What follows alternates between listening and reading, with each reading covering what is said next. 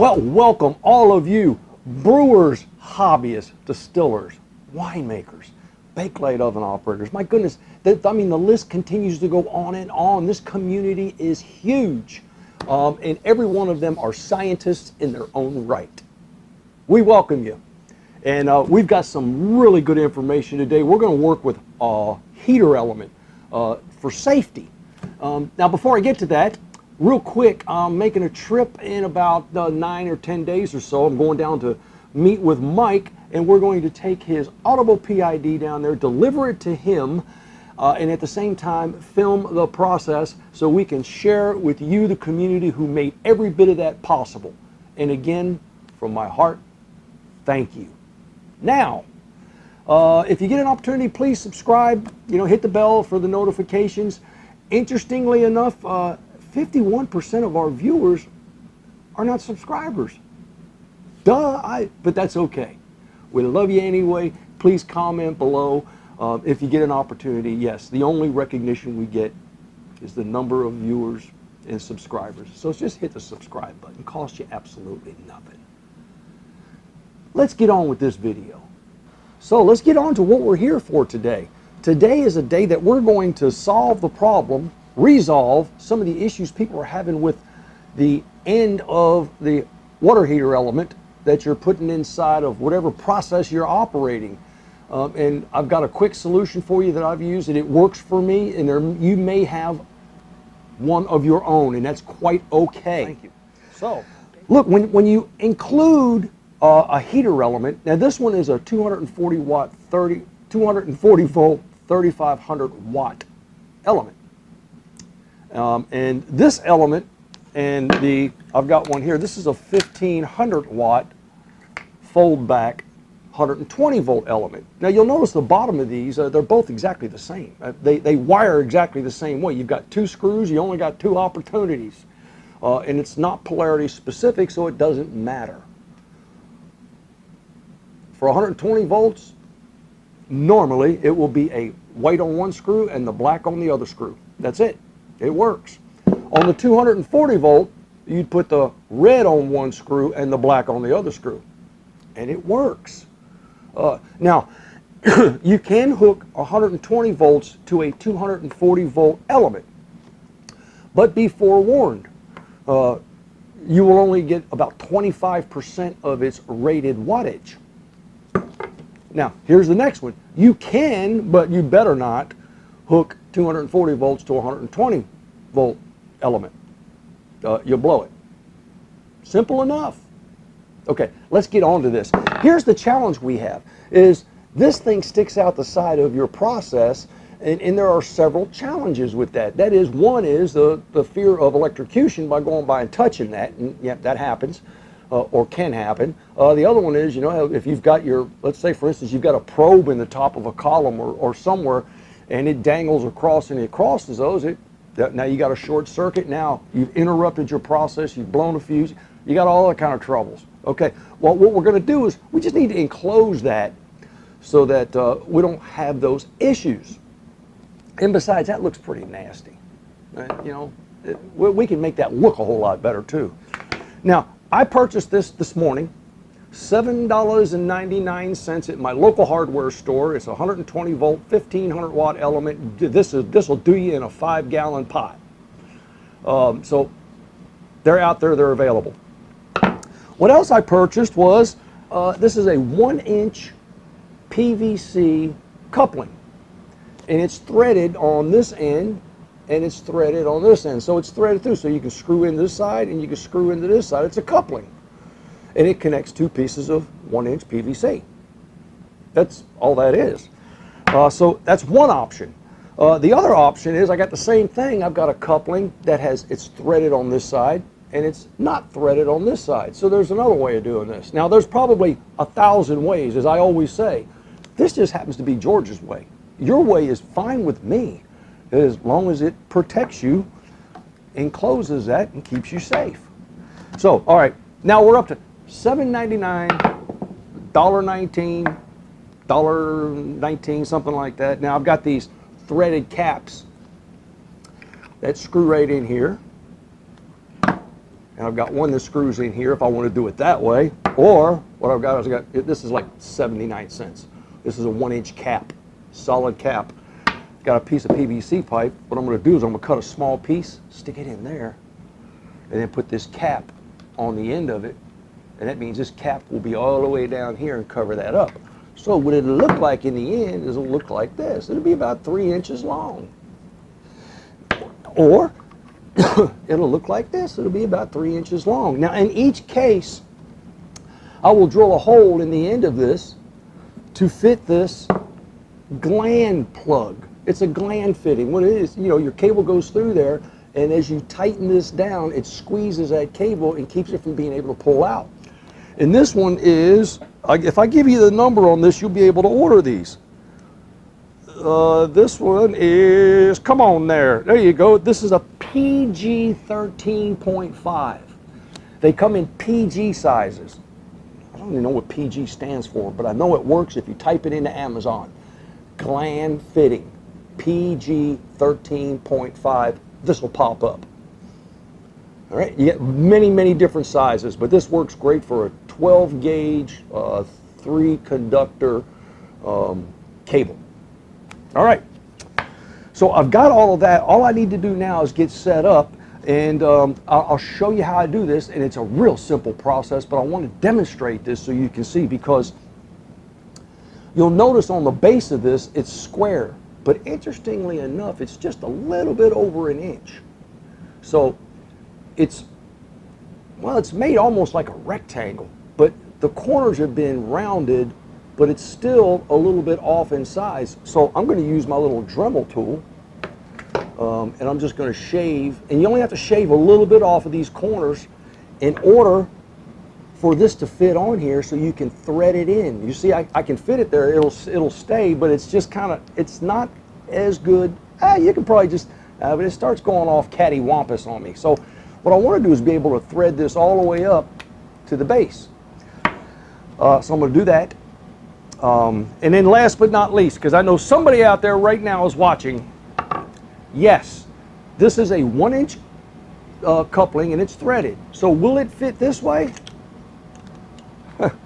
Absolutely. And so before you even ask me, keep this in mind. If I did this and then attach this to a process, what do you think is going to happen? Absolutely. You're going to melt it. So can you do that? Yep.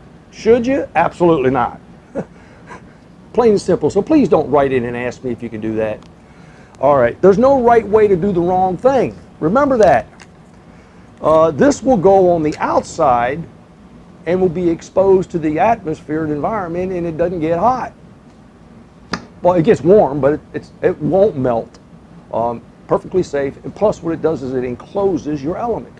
Now, give me a couple seconds, I'll get my stuff together, and we'll show you how we get this done. So now we're going to just take off a little bit here, just a little bit, in order to get this to screw on there. So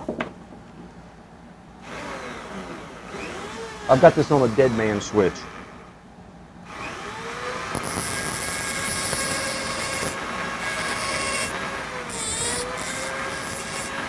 Just kind of rounding it off a little bit more.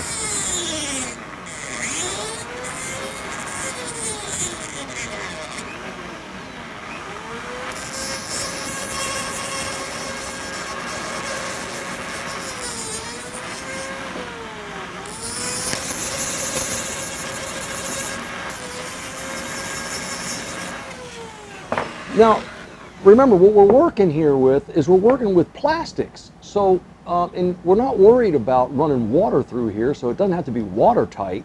It's just got to be able to seal.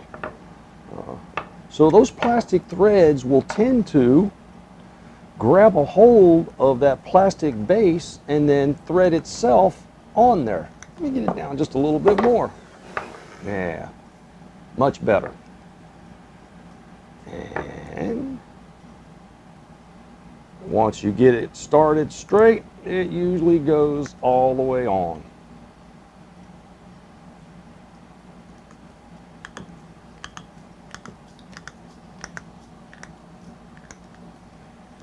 Look at that. So that's on there now. Okay, next step is to just drill that hole in the bottom or in the top here so I can add my gland fitting. I just use a standard step bit on the end of my drill and I'll mark it. You'll see I got these black marks on here. Let me know how far down I want to go. And in this particular case, I'm going to go all the way down to almost the bottom of this. You'll figure it out.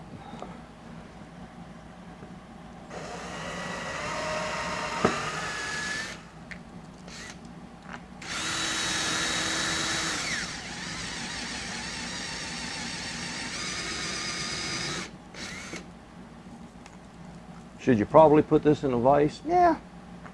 But these step bits work really, really good. And I don't have any problem with them.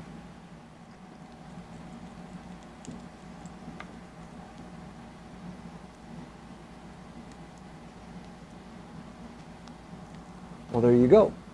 My gland fitting fits right there on the end. Now, I've got two options. What I'll probably do is I'll just take some super glue and put it on the threads and then just tighten it in there.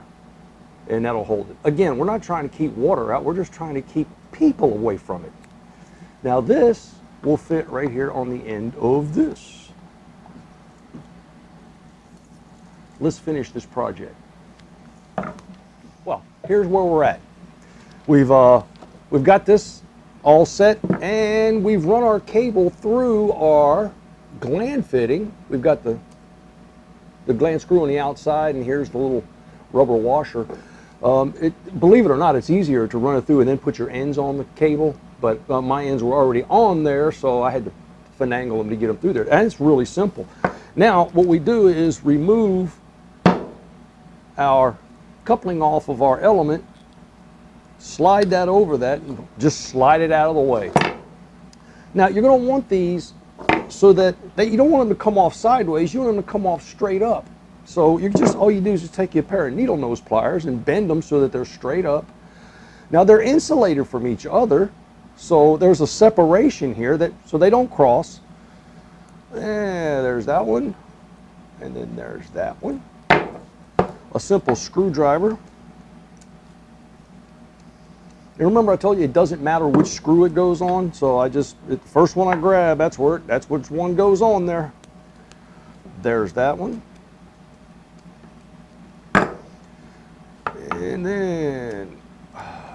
And each of these screws are separated by a physical barrier, which is a small wall, so don't worry about them crossing at any point. And you only need them snug. They don't have to be dirt tight. All right, let's slide this back together.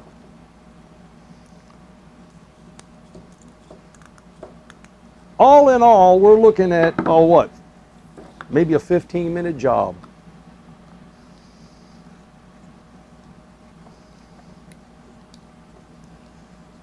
There's my cap on the end. There goes my gland. And I put a little bit of super glue on the thread so it'll stay there. And so what do you got? You've got one complete element that now you can screw into. I just happen to use the coupler for the side of a kettle that goes on with a tri-clamp. Or you may have, your 1-inch coupling already welded there. Now it's time to screw that in. But that is one complete, sealed, safe element. Remember I told you we had the other option, which was, the coupling that was threaded on this end and not on this side. So we just needed, and I already cut this, a small piece of 1-inch PVC pipe. That goes there. This would go on the element. The wire is going through here. Once it's connected, all we do then is just take a little bit of glue, glue it together, and that would be on the end of your element. So it's totally up to you. I mean, there's, like I said, 100 different ways of doing this. And that brings us to a close. One final request, and that would be, for those of you who are searching for recipes, please just be cautious. Number one is, I do not normally engage or share specific recipes because there are so many out there, and all of them are probably good. I would just say be wary. Be forewarned. If you read a blog, because I get this all the time when someone calls or writes, is, well, I heard this and I understand and I read about it. If someone offers you a recipe and they cannot describe why they're using a specific ingredient or an amount of an ingredient, as we can when we demonstrate, as an example, a mash of corn or rye, if they cannot explain to you why they're using it, just be cautious.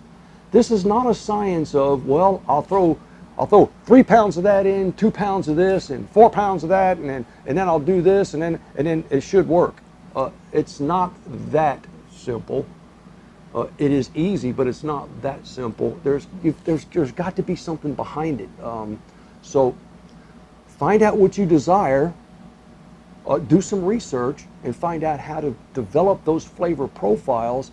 I've already offered you the video on how to build a grain bill and using gravity points as your guide in order to be successful. Until next time, happy distilling.